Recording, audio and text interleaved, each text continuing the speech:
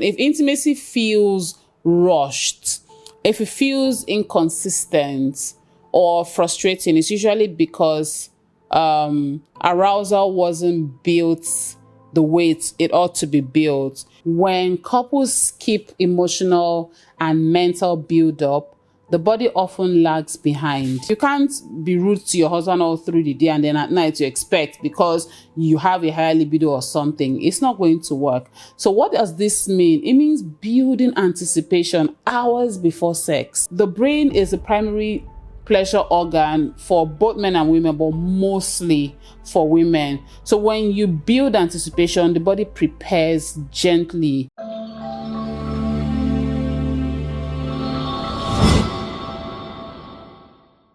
Hello, my royalties. Welcome to another interesting episode here on Bedroom Matters. I still remain 𝗤𝗟𝗧𝗘𝗦, the co-founder of Bedroom Matters International. Here we talk about all things intimacy, all things relationship, marriage, and of course, bringing passion and sizzle back into the married bed. So let's hit the ground running. Today we're going to be talking about step-by-step pleasure routine every married couple should know. Okay, step-by-step pleasure routine every couple should know. Now, most couples do not have problems with their sex positions. Okay, their problem is not positions. The problems in most cases, or not most cases, in some cases, is the progression. It's progression. If intimacy feels rushed, if it feels inconsistent or frustrating, it's usually because arousal wasn't built the way it ought to be built, especially in women. So let me walk you through the step-by-step routine that a couple should inculcate into their marriage. One that strengthens your connection, increases climax potential, and builds long-term intimacy. Because in marriage, foreplay doesn't start in the bedroom. It starts in the day, right from when you actually wake up. Now, it's important to know that positioning matters, okay? The right positioning really matters. But there's a progression model that we need to all learn, okay? There are step-by-step that everybody needs to. When couples skip emotional and mental build-up, the body often lags behind. This routine teaches husbands and wives how to move from connection to arousal to climax to bonding. Okay, those are like four, that I just mentioned. Number one is mental foreplay. And this works for both men and women. When people say, if you want your wife to open up, start early in the day, I think it goes both ways. All right. So you can't be rude to your husband all through the day and then at night you expect because you have a higher libido or something. It's not going to work. So what does this mean? It means building anticipation hours before sex, hours before you get into the bedroom. Check up on each other, send playful or affirming messages, share fun stuff that you see on social media with your spouse, right? Talk to your spouse, call them, check up on them, do something that would actually make them smile during the day. If there are issues or there were issues in the morning, don't gloss over it. All right, gentle touches while passing, they're very interesting as well.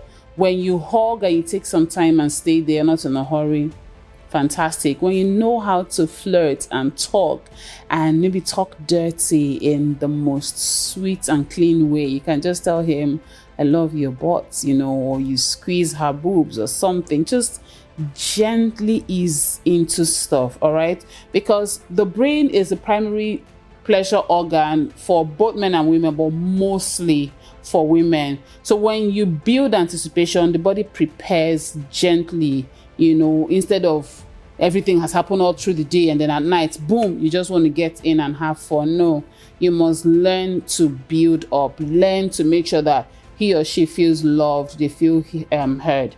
Advantages of this is it increases desire naturally. It reduces pressure at bedtime.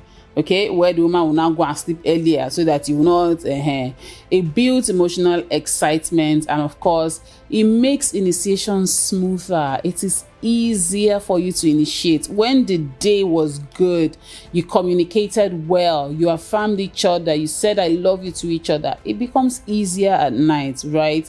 The disadvantage of this is that it requires intentionality and can be forgotten in busy seasons. That's why you need to be intentional.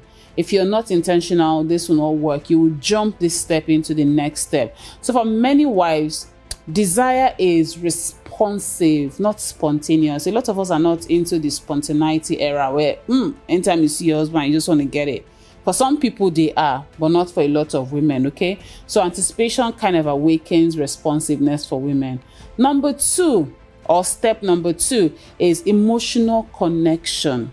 There has to be emotional connection before your clothes come flying down the walls. You must be connected emotionally. And how do you do that? You maintain eye contact, right? You can't see your spouse and you're passing. This one is carrying face, here, that one is carrying face there. No. Maintain eye contact. Number two, full body hugging. You're not brother and sister in the Lord. Can't be hugging on the side. Learn to give each other full body hugging. Number three thing to do is slow intentional kissing. For those of you who like kissing, I know not everybody likes kissing, but for those of you who do, slow the type you see in the movies, right? Yeah. And then of course use affirmative statements like I want you, I love being close to you, I am hot for you, or I am wet for you. Just use those affirming words. Your body is so sexy. I can't wait to have you tonight. I can't wait to make love to you. I can't wait to give you the orgasm of a lifetime. You know, this helps because it creates the safety that unlocks arousal. Because when a woman feels emotionally chosen, when she feels desired, her nervous system just relaxes and arousal increases. The benefit of this step two is that it reduces anxiety. You're no longer worried. It also builds emotional bonding. It enhances physical response. Okay? The negative part or the disadvantage of this is it can feel slow to a high drive spouse or high drive spouses. It can be slow for people who just want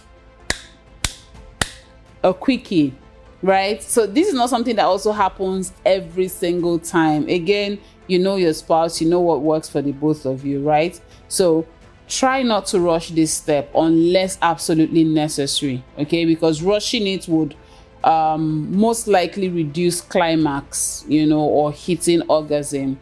Connection at this point is not optional. It's the main ingredient. Step three, slow physical awakening. You're wondering, what is this one again, Cecilia? This is full body touch before you start focusing on the sensitive areas. Basically, at this point, you've done step one, you've done step two. You're at the step where both of you are naked, you're in bed already, right? Don't just go straight for the boobs. Don't be too predictable. Straight to the penis or to the, to the vagina or to the clitoris. No. Caress the arms, the back, the shoulder. Let those kisses be slower, kiss along the neck, play with the person's body, gentle touches inside the thighs. Use lighter, fingers or hands. Gradually move towards sensitive areas. Don't be in a hurry.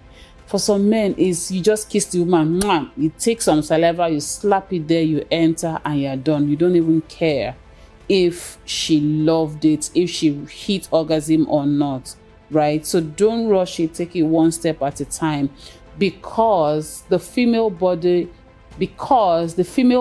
often requires sustained arousal time before it becomes highly sensitive. So think in the direction of a slow cooker or a slow pressure cooker over a microwave. All right. The benefit of this is it increases natural lubrication. So she's more wet. Okay, it also enhances sensitivity such that when you now touch the nipple, she does that. Everything is working together for your good. Amen. This also deepens emotional connection and builds anticipation. I will always encourage, like a mask over her eyes and just touch her, use like ice block to move around the body, but avoid the key areas, the nipple, the vulva, avoid those places. Take your time. One of the benefits is it requires a lot of patience. If hitting climax or hitting orgasm feels difficult, this step is usually too short, right? It's usually too short. So just take it easy. You see, the most important thing is you're communicating, you're watching each other, you're speaking, you're talking, you're experiencing your spouse, all right? Now, step 4 is focused pleasure.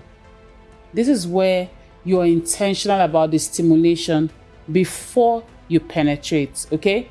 Focused pleasure. How do you do this? Manual stimulation, oral stimulation. This is where you can either use your fingers on her, play with her clitoris a bit more, use some saliva or loops to just play around the areas, just touch, use your hands, use your mouth, and maintain some rhythm. Don't be doing everything at the same time. And of course, ask questions, talk about it. Communication is like the driving force of any pleasurable sexual or intimate moment with your spouse.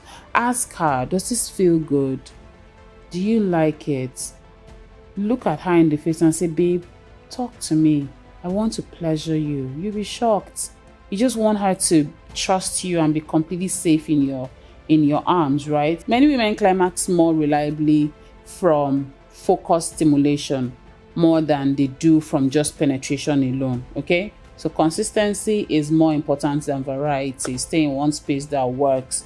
When you keep switching rhythm, it causes her body to keep resetting, and that's very, very bad for orgasm, if that's your goal, to give her the best form of orgasm. The benefit of this, or the advantage of this, is that it increases orgasm and the opportunity to get there. It reduces performance pressure, and of course it teaches your spouse what works. The negative part again is that this requires communication. So why won't you communicate in the bedroom? All right. And it may also feel vulnerable because she's wondering, will I do anything wrong? Will I say anything that doesn't? How is he seeing me? Please throw all of that out of the window, especially if you have a spouse you can trust, somebody who has been trying to give you pleasure for a very, very long time. All right. Okay, so let's talk about a few vital information. There's nothing wrong with needing combined stimulation. Well, I'm not saying you must follow it the way step 1, step 2. I mean, we're not going to write the exam, okay? You can try to do step 1 and 2 together. It is normal, it is common, it is healthy, okay? Number 5, penetrative position of choice. Now, choose one out of the plenty sex positions I've shared on this channel. Discuss the ones that will tend to give her orgasm faster, okay? Choose it and then go for it. And in case you don't even talk about it, in between, figure out what works for her, as long as she's responding to your questions. And queens, when he asks you questions, please respond, okay? Please respond. Kings, maintain stimulation once you're there. Maintain the same reading, all right? And maintain closeness. Penetration should enhance sex and the feeling, not to replace the stimulation, okay? Penetration should not replace it. Step 6, climax support. When she's getting there, almost getting there, how do you help her to actually climax, right? Rather than become too tense towards it. And women, how do you also relax so that you don't get too tense? Some women, once they're getting close to it, they try to hold themselves, they tell them not stop, or they push him away. Guys, don't listen to them. At that point, hold her down. If you need to pin her to give her maximum pleasure, that is your job description, okay? Now, how do you achieve this? Maintain that steady rhythm I keep talking about. Encourage deep breathing. You breathe in through the nose and you breathe out through the mouth. and say those affirmations that I've talked about, those phrases I talked about earlier. Continue stimulation if needed. Continue to stimulate and do the same thing if needed. All right. Now, why does this work? It removes tension block or climax tension block. It reduces, performance and stress, and it also helps you to relax. All right. Relaxation helps you to release and get to orgasm really, really fast. Benefits, pros, advantages: increased orgasm increased orgasm consistency. Okay, it just keeps the orgasm consistency going. It builds confidence and it strengthens your bond and your trust. Okay, the other side of it is that it requires attentiveness. And my question is, why won't you pay attention to your wife's body? Why won't you pay attention to what makes her happy? Why won't you pay attention to her pleasure, to her orgasm? And vice versa.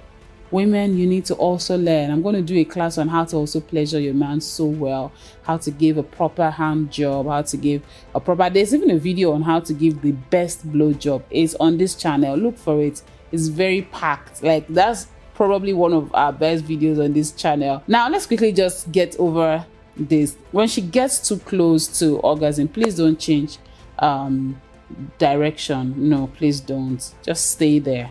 Number 7, afterglow connection. After orgasm, after you're giving her pleasure, what next? I know the easiest thing to do is for the man to turn and, maybe go to the bathroom or just sleep off. But it is important to hold her. And it's not the man's fault. Let me quickly state here, that's not the man's fault. His testosterone goes down the moment he hits orgasm himself, okay? So let me teach you what to do. Rather than just sleep off, hold her together. Both of you hold each other, okay? Have gentle conversations before you sleep off.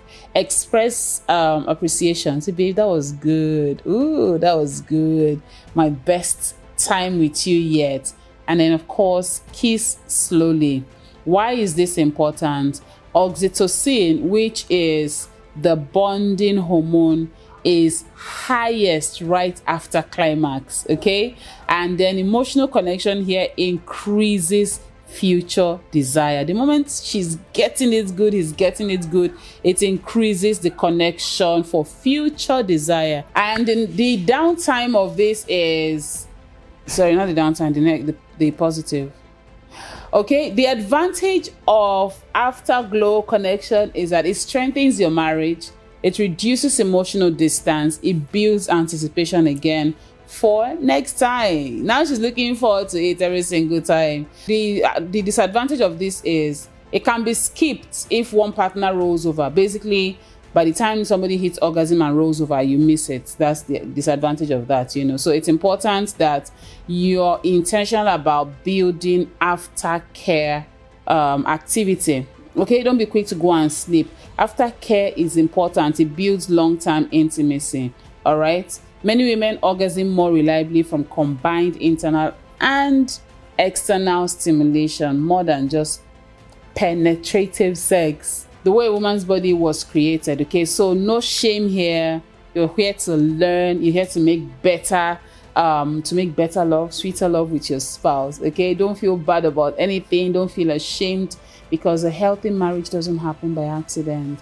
It happens by intentionality, okay? You're learning. You're patient about what you're learning. You're intentional about your love. You're practicing what you're learning. These are the things that help you go through those progressions, all right? Again, foreplay does not start in the bedroom. It starts way before the day is dark. Thank you for watching this video, and I hope you learned something from it. I want to appeal to you to help us share this video with your community to enable us reach more homes with the message of healthy marriages and the truth that marriage is beautiful when done right with the right partner. Finally, every week someone would win 20,000 naira on our YouTube and Facebook page, and all you need to do is subscribe to our channel and follow us on all our social media platforms, and of course engage and continue to share this video, and you never know, you might just be our lucky winner.